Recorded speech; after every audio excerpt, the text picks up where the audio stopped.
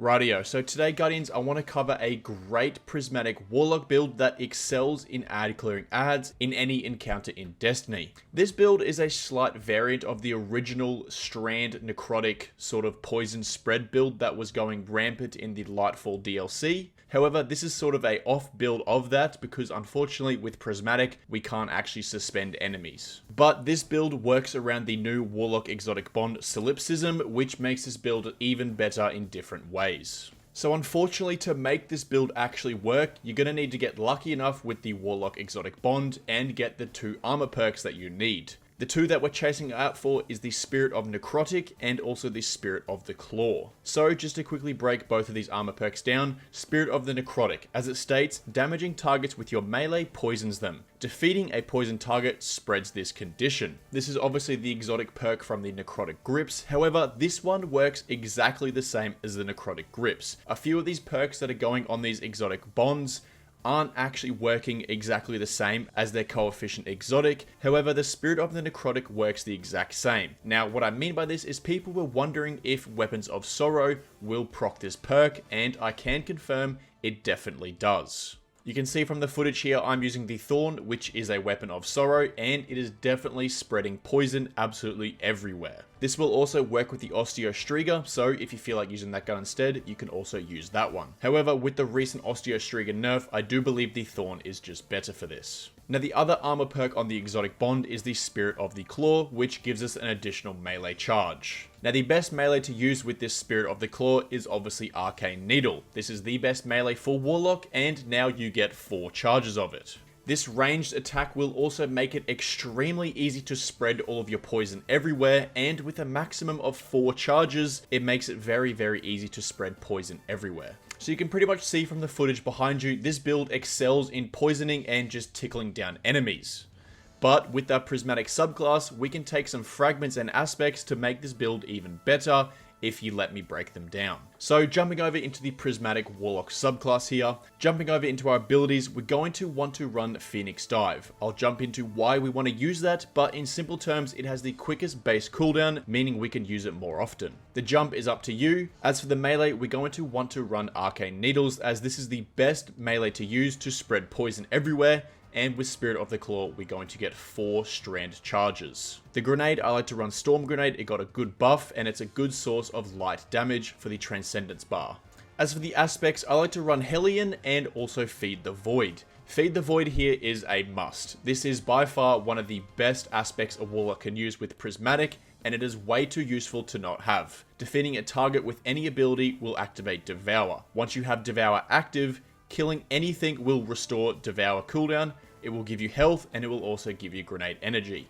This is just the best Void aspect. Always have Feed the Void on. As for the other one, I like to run Hellion. We're going to pair this with our Phoenix Dive. Because Phoenix Dive is a really short cooldown, we can pretty much have Hellion up as much as possible. Hellion is just a little solar buddy that follows you around and deals pretty good damage.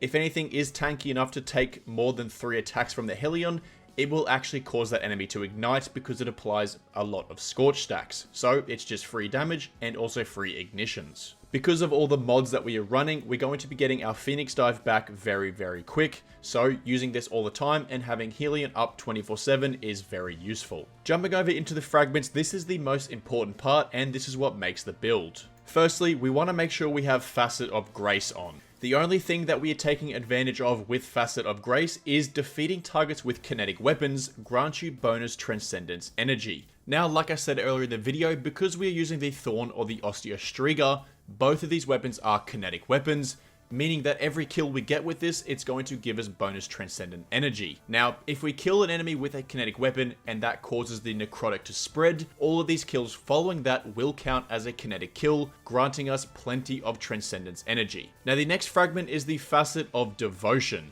Defeating targets afflicted with stasis or strand debuff grants bonus light Transcendence energy.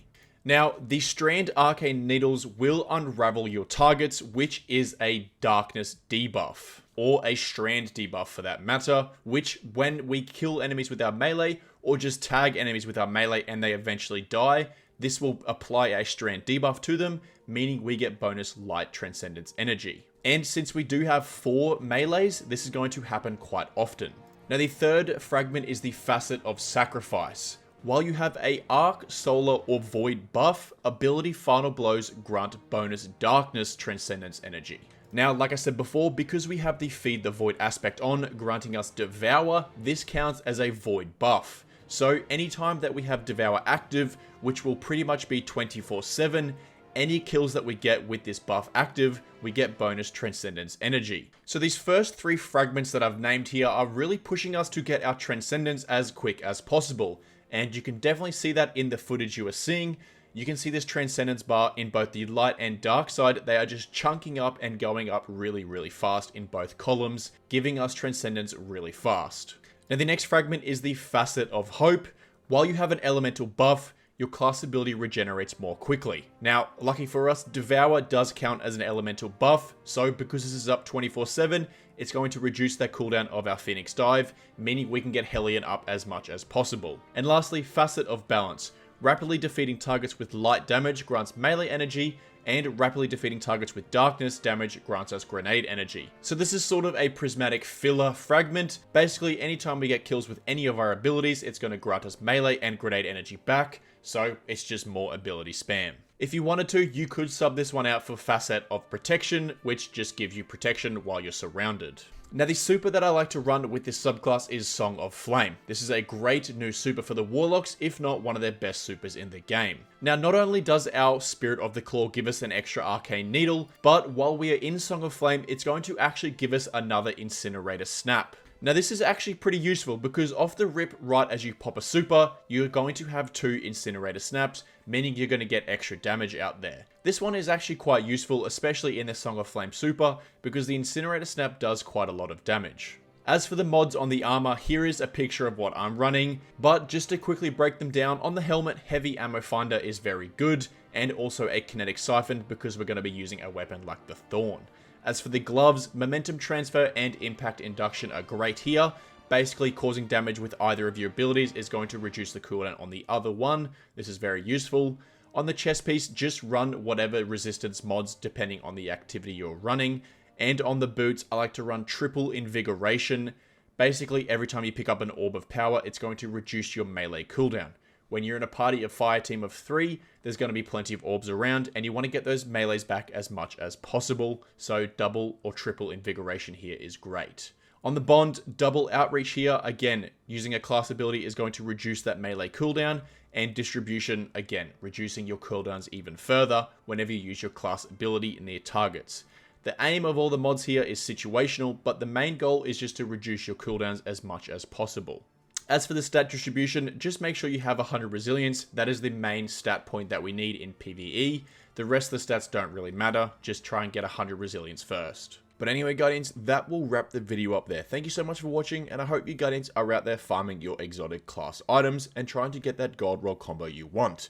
I just wanted to make a quick video here today on this great necrotic and claw combination that I'm sure a few Guardians have forgotten about. But anyway, Guardians, thank you for watching. If you did enjoy this video, feel free to drop a like, subscribe, comment down below, and I'll see you in the next video. Later.